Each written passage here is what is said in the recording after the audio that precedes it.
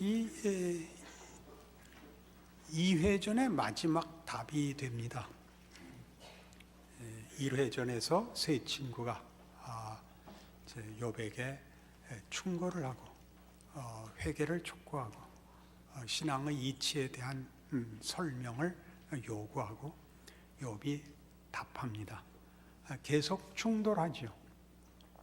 세 친구들이 하는 충고와 촉구는 다 인과관계를 근거로 한 충고요, 회개의 촉구입니다.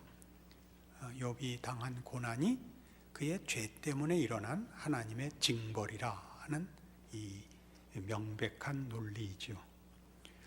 욥은 계속 자기는 규칙이나 그 인과관계로는 설명할 수 없는 길로 인도되고 있다. 그래서 그것이 답이 되지 않는다. 내가 당하는 고난은 내 죄 때문에 당하는 것이 아니라, 그래서 난 너희들과 싸울 필요 없이 하나님에게 물을 수밖에 없다. 이것이 반복되고 있습니다. 그래서 이제 21장에 오면 그 세 친구들이 했던 1회전에서의 세 친구의 추궁 혹은 책망 혹은 권면들에 대한 이제 답이 이렇게 요약됩니다. 너희들이 말하는 인과응보라는 인과관계로서 이해하려는 신앙의 틀은 현실에서도 사실은 적용되지 않는다. 그러니까 악인들은 벌을 받고 멸망하는 것이 아니라 악인들이 형통하지 않느냐, 악인이 형통한 것이 현실 아니냐, 이게 21장의 주 내용입니다. 7절 보실까요? 어찌하여 악인이 생존하고 장수하며 세력이 강하냐, 이겁니다. 이 말로 다 요약이 됐죠. 그들의 후손이 앞에서 그들과 함께 굳게 서고 자손이 그들의 목전에서 그러하구나. 집안이 망하고 후손이 끊기고 그런 소리 하지 말라. 악당들이 더 잘 살고 자식들도 더 잘 산다, 이 얘기입니다. 현실입니다. 잘 사는 사람들은 다 악당이다, 그 얘기는 물론 아닙니다. 계속 볼까요? 그들의 집이 평안하며 두려움이 없고 하나님의 매가 그들 위에 임하지 아니하며 그들의 수소는 새끼를 빼고 그들의 암소는 낙태하는 일이 없이 새끼를 낳는구나. 그들은 아이들을 양떼같이 내보내고 그들의 자녀들은 춤추는구나. 그들은 소고와 수금으로 노래하고 피리부로 즐기며 그들의 날을 행복하게 지내다가 잠깐 사이에 수월에 내려가느니라. 수월은 이제 음부라는 다른 표현과 함께 죽으면 가는 장소. 우리는 뭐라고 되어 있죠? 이거 명부. 우리 표현은 명부라고 되어 있습니다. 잠깐 사이에 고통의 기간 없이 잘 먹고 잘 살고 잘 자랑하고 살다가 그냥 쓱 고통 없이 죽고 만다. 현실 아니냐, 이겁니다. 이 들이대는 이 증거에 대하여 세 친구들이 할 말이 없습니다. 우리 예수 믿는 사람들의 가장 큰 불만도 이거죠. 내가 정직하고 내가 겸손하고 내가 더 헌신적으로 사는데 왜 저 하나님 모르고 오직 자기만을 위해 사는 자들은 잘 되고 나는 힘드냐? 이게 현실적 질문이죠, 사실은. 우리는 거기에 답을 얻어서 예수를 믿는 게 아니라 답이 없는데도 안 믿을 수가 없어서 믿는 겁니다. 안 믿을 수가 없어서 거기가 신비한 부분입니다. 왜 예수를 믿게 됐는지 아무리 생각해도 이해가 가지 않고 말이 되지 않는데 이 추운 수요일 날 왜 내가 나오는지 내가 싫은 겁니다. 그렇지 않습니까? 행복해서 나오는 분들은 센 사람들입니다. 그러할지라도 이렇게 잘 살고, 그래서 결국 죽지 않냐라고 말하고 싶으냐? 그럴지라도 그들은 하나님께 말하기를 우리를 떠나소서 우리가 주의 도리 알기를 바라지 아니하나이다. 전능자가 누구이기에 우리가 섬기며 우리가 그에게 기도한들 무슨 소용이 있으랴 하는구나. 이게 참 놀랍죠. 우리 예수 믿으라 그러면 뭐라 그래? 너나 믿어. 난 지옥 갈게.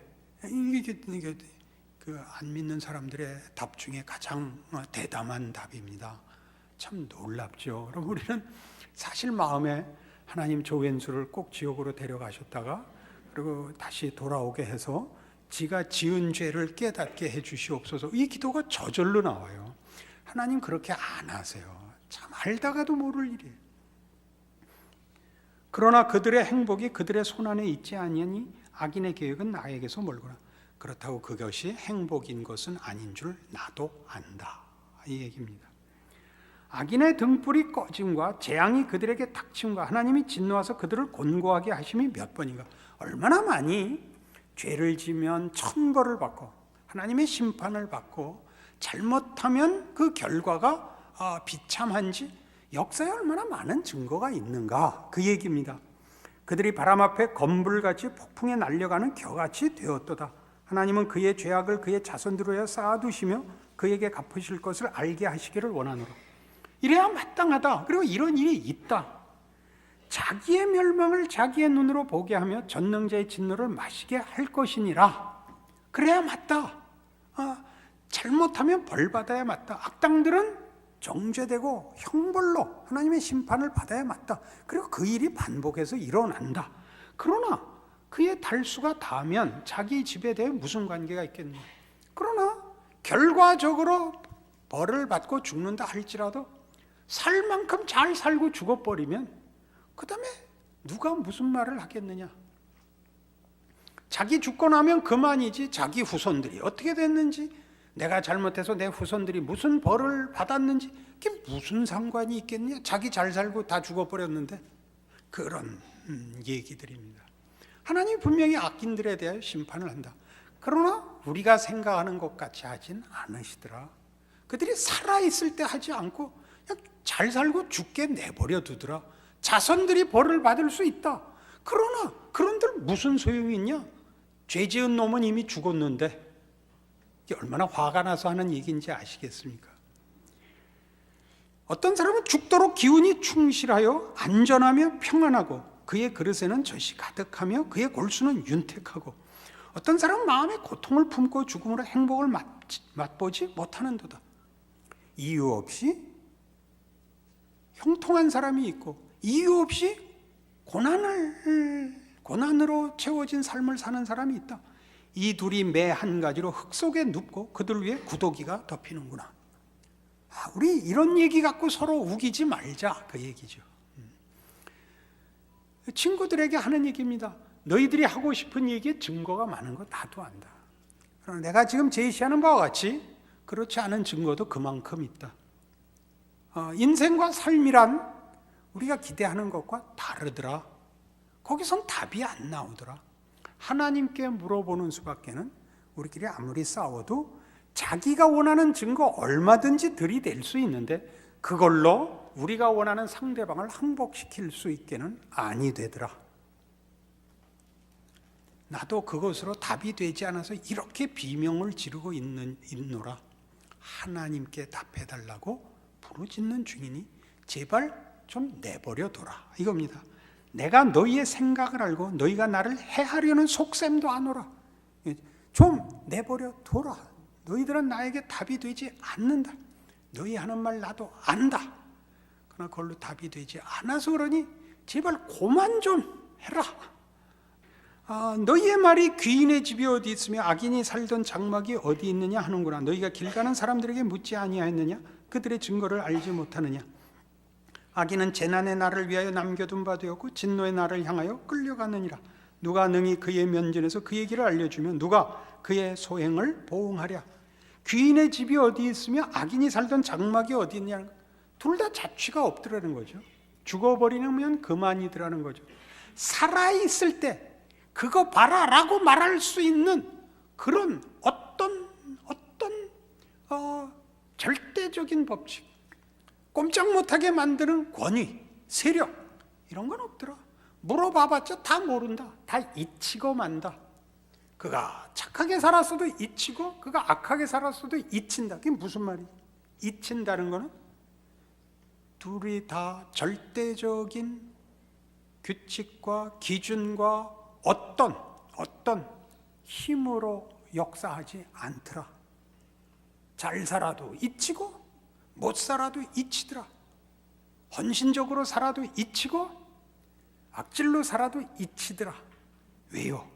너무나 반대되는 증거들이 많으니까. 어느 법칙 하나로 설명을 할 재주가 없으니까. 누가 능히 그의 면전에서 그의 길을 알려주며 누가 그의 소행을 보응하랴. 누가 앞에서 너 그럼 못 써. 그러면 하늘에서 번개가 치고 손가락을 내밀면 손가락이 부러지거나 썩고 그런 일들을 하나님이 주시든가 그렇게 일을 하시든가 그렇게 하는 겁니다. 이거 저 잘못한 사람 지적하자고 하는 거 아닙니다. 열심히 신앙생활하는데 이게 뭔가 하는 사람들을 위하여 지금 있는 성경입니다. 그를 무덤으로 메어가고 사람이 그 무덤을 지키리라. 잘 죽어서 묘지기까지 있는데 묻힌대요. 이 왼수들은 남 모르는데 버려지는 게 아니라, 그리고 그는 골짜기 흙덩이를 달게 여기리니 많은 사람들이 그보다 앞서갔으며 모든 사람이 그의 뒤에 줄지었느니라. 모든 사람이 가는 길로 같이 특별히 죽은 다음에도 시체를 꺼내다가 오자서 같이 채찍질을 했다든가 십자가에 매달아 놓고 2000년 동안 매장 못하게 했다든가 하는 일도 없더라는 거죠. 그런데도 너희는 나를 헛되이 위로하려느냐? 너희 대답은 거짓일 뿐이니라. 무시무시한 말입니다. 헛되고 거짓되다 하는 이 욥의 이 반론, 그의 선언은 매우 무시무시한 내용입니다. 세 친구가 도대체 뭘 했기에, 뭘 잘못했기에 인과관계로 묶는 것이, 그것만으로 묶는 것이 도대체 얼마나 큰 것이기에 너희는 헛되고 거짓되다 라는 욥의 그 정죄를 받게 됐을까요? 우리는 욥기의 시작이 사단이 하나님께, 욥의 경고는 하나님이 그에게 잘해준 결과라 라는 도전에 대한 답으로 시작했다는 것을 알고 있습니다. 인과관계죠. 하나님이 잘해주니까 그 결과로 욥이 경건을 보상하고 있는 것이라는 거죠. 하나님이 그렇게 안 하면 절대 안 할 거라는 거죠. 그래서 하나님이 그 도전에 응하셨습니다. 인과관계를 깼죠. 이유 없이, 우리 처음에 까닭 없이 아닙니까? 욥이 까닭 없이 하나님을 섬기겠습니까? 그래? 그러면 어찌 그 인과관계를 깨보자.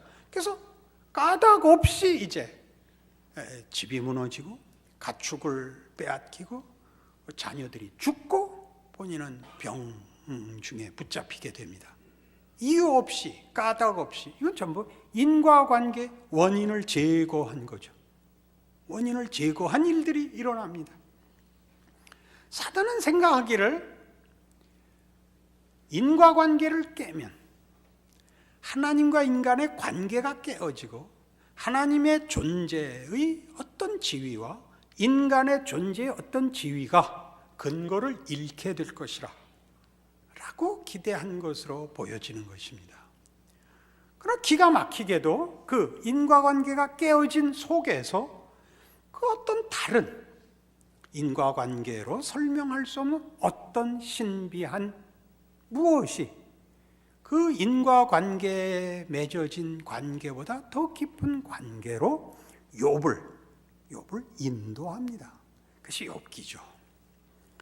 오늘 우리가 지금 시작하면서 했던 것 같이 이 인과관계로 설명할 수 없는 우리 자신, 그리고 세상, 선인과 악인의 결말, 아니 인생에 대한 우리의 불만들이 우리가 기대하는 것보다 더 신비한 하나님의 어떤 하나님 되시는 힘으로 우리와 인과관계로는 담을 수 없는 관계로 우리를 부르고 있다 라는 욥기의 증언 앞에 서고 있다, 그런 뜻입니다. 시편 73편을 보시면 이 오늘 읽은 본문과 유사한 시편이 나옵니다. 매우 유사하죠. 시편 73편입니다. 하나님이 참으로 이스라엘 중 마음이 정결한 자에게 선을 행하시나 나는 거의 넘어질 뻔하였고 나의 걸음이 미끄러질 뻔하였으니 이는 내가 악인의 형통함을 보고 오만한 자를 질투하였음이로다. 그들은 죽을 때에도 고통이 없고 그 힘이 강건하며 사람들이 당하는 고난이 그들에게는 없고 사람들이 당하는 재앙도 그들에게는 없나니 그러므로 교만이 그들의 목걸이요 강포가 그들의 옷이며 살찜으로 그들의 눈이 솟아나며 그들의 소득은 마음의 소원보다 많으며 그들은 능욕하며 악하게 말하며 높은 데서 거만하게 말하며 그들의 입은 하늘에 두고 그들의 혀는 땅에 두루 다니도다. 이 굉장한 표현입니다. 악인들은 형통하고 소원보다 더 많은 결과를 얻습니다. 그래서 뭐라 그래요? 나는 거의 넘어질 뻔하였고 미끄러질 뻔했다 라고 이 아삽의 시인데 아삽이 고백하고 있습니다.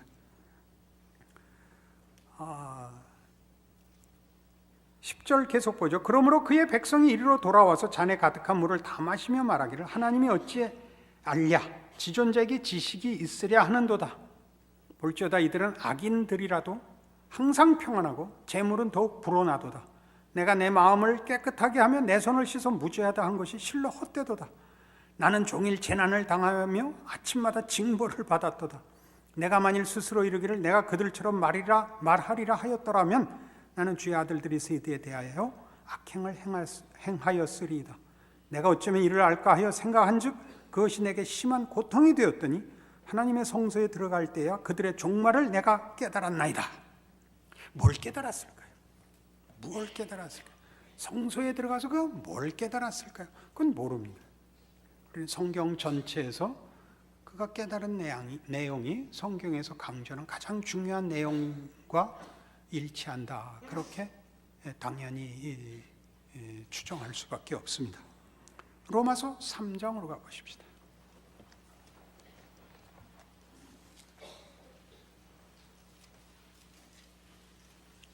우리 자주 외우고 좋아하는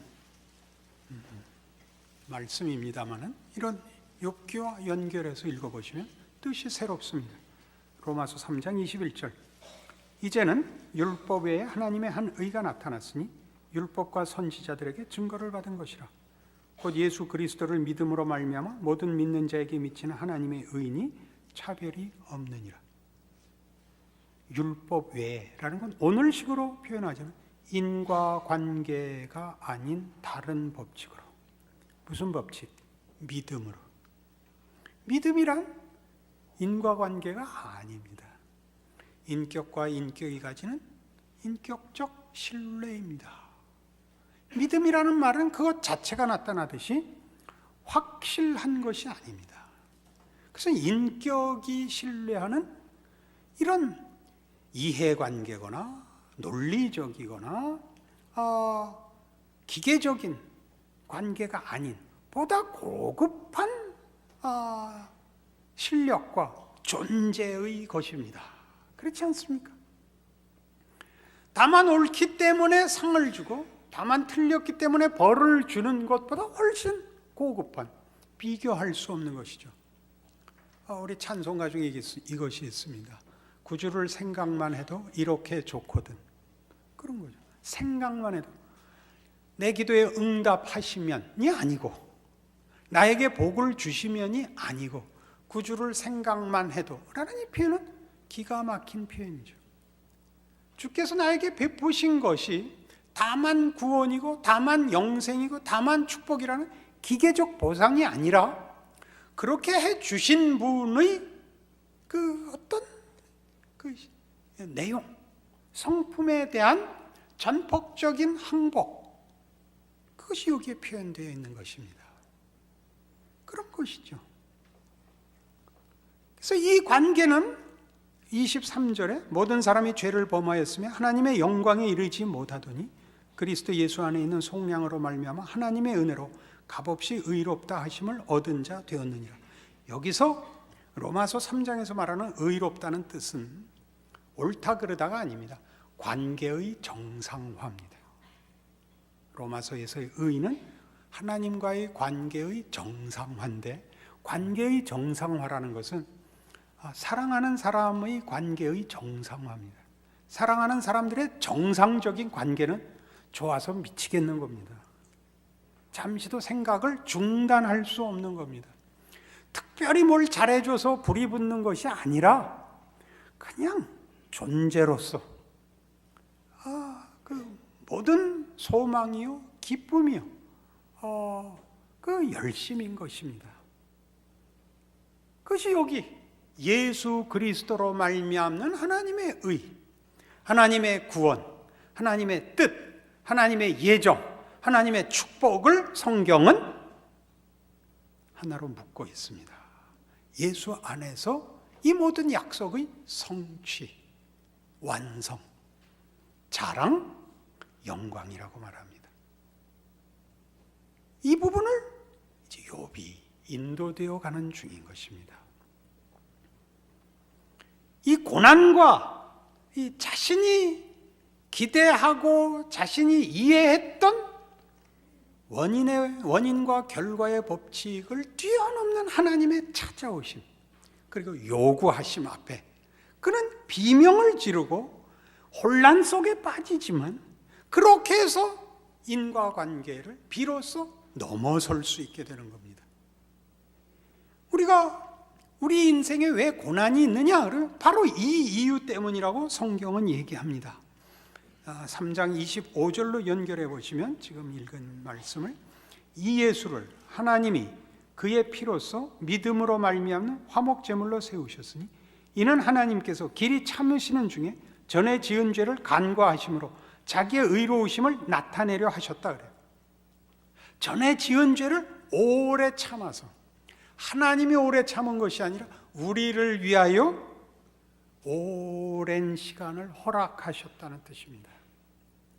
그걸 오래 참고 드디어 어떻게 해결했는데 그 해결도 예수의 죽으심, 그의 피로 말미암는 화목제물로, 하나님께도 말하자면 인간적인 표현으로 목숨을 건 방식으로, 우리의 경험 속에도 죽어나가는 것 같은 방법으로, 그 지경으로 하나님과의 관계의 정상화를 요구하셨답니다. 그 정상화는 부정적인 데서 본전으로 오는 얘기가 아니라 그 정상이라는 말이 갖는 영광과 지극함의 회복을 말하는 것입니다. 하나님의 기쁘심, 사랑하심, 복주심, 우리가 그의 창조의 영광이 되고 찬송이 되는 그런 관계의 정상화입니다.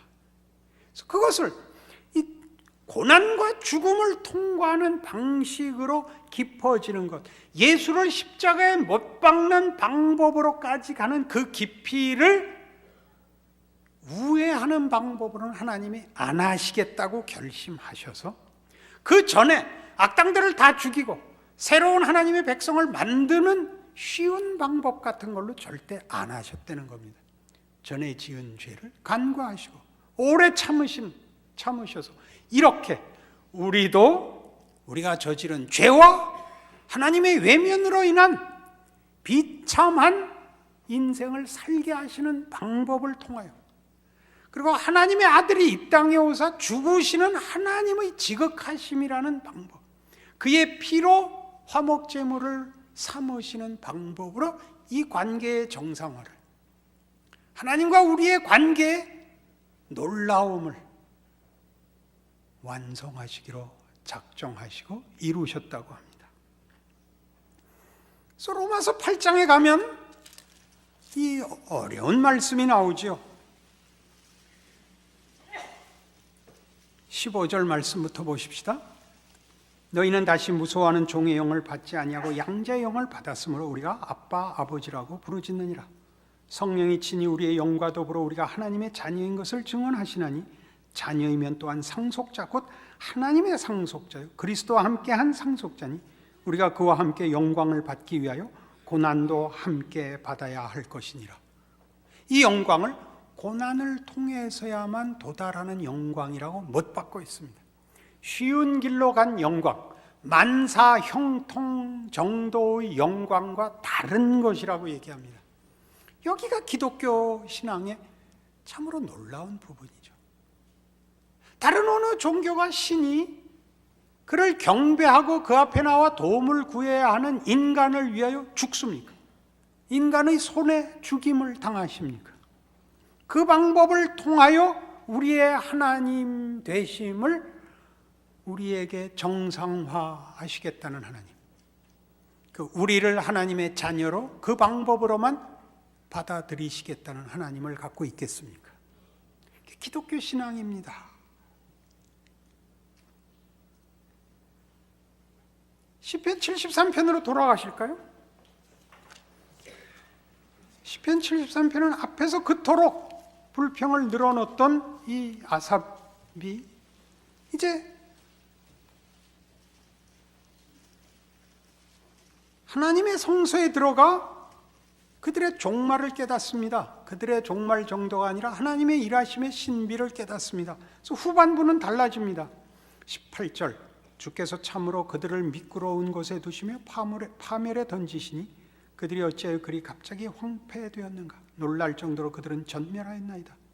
주여, 사람이 깬 후에는 꿈을 무시함같이 주께서 깨신 후에는 그들의 형상을 멸시하시리이다. 내 마음이 산란하며 내 양심이 찔렸나이다.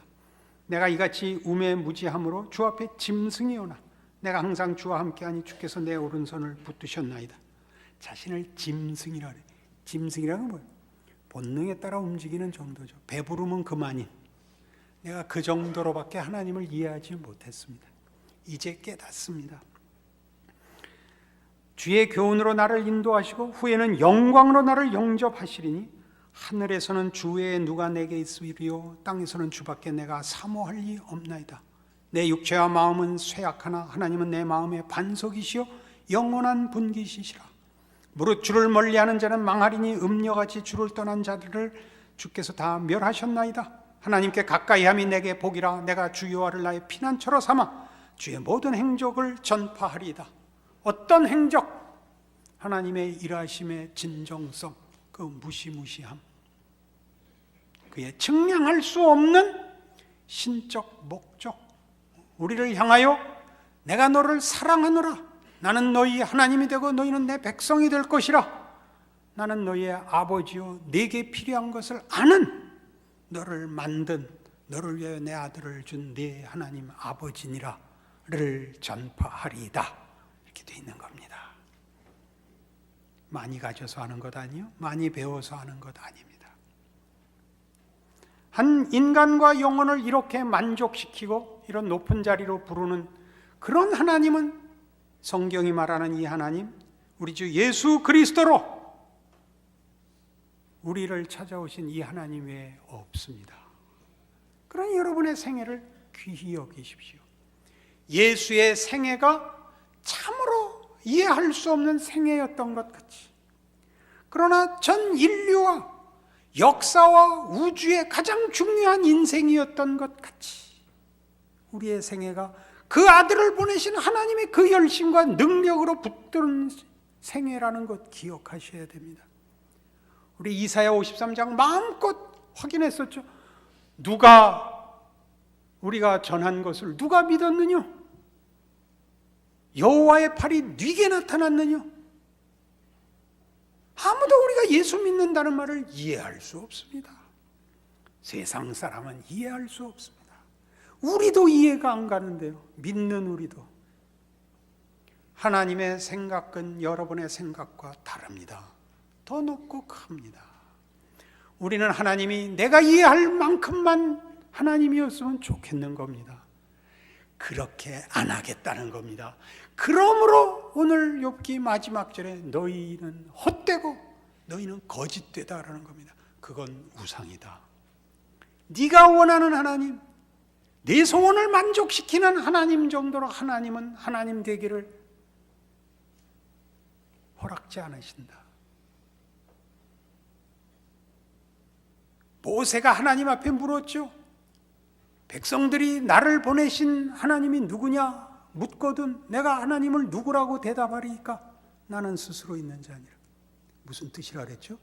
하나님은 하나님이시기를 중단하시지 않는 하나님이십니다. 언제나 어디서나 하나님은 하나님이십니다. 우리만이 무슨 형통한 날과 처참한 날이 있을 겁니다. 하나님에게 있어서 그렇지 않습니다. 하나님의 하시는 일과 은혜와 능력과 성실하심 속에 무슨 후회할 날이 있으며 필요 없는 날이 있겠습니까? 우리 모든 신자들이 걷는 길입니다. 예수로 하여금 그의 길을 다른 길로 가지 못하게 하신 그를 보내신 하나님이십니다. 주께서 그 길이 어떤 길인지 알고 기도하였으나 순종한 길입니다. 다 이루었다를 기억하시는 여러분의 생애 되시고 인생 되시고 신자 되십시오. 옆에서 세 친구가 계속 뭐라 그럴 겁니다. 하나님 앞에 나오십시오. 여러분이 어느 날 문득 돌아보고 하나님이 여러분의 생애를 어떻게 축복하셨고 승리케 하셨는지 아는 날이 올 것입니다. 기도하십시다. 하나님 아버지 은혜를 감사합니다. 우리의 생애는 우리 손에 있지 않고 하나님 손에 있습니다. 하나님은 성실하시고 전능하시며 긍휼과 자비가 풍성하시며 우리를 위하여 그 아들을 주신 우리 아버지십니다. 무엇을 겁을 내겠습니까? 믿음을 갖게 하시옵소서. 우는 날이 있을 것입니다. 삶이 고단하여 몸부림치는 날이 있을 것입니다. 그러나 그것은 귀한 하나님이 허락한 날들입니다. 하나님이 우리의 영혼과 우리의 인생에 귀한 것 주시는 날입니다. 깨어 기도하고 말씀으로 확인하게 하옵소서. 세상 앞에 우리가 하나님의 자녀요 빛이요 소금인 것 기억하게 하옵소서. 우리를 축복하는 자 하나님이 복 주시고 우리를 저주하는 자 하나님이 저주하는 인생인 줄 알게 하시옵소서. 하나님 모르는 자 부러워하지 말게 하옵소서. 하나님의 손길을 피하여 도망가지 말게 하옵소서. 예수님 이름으로 기도합니다.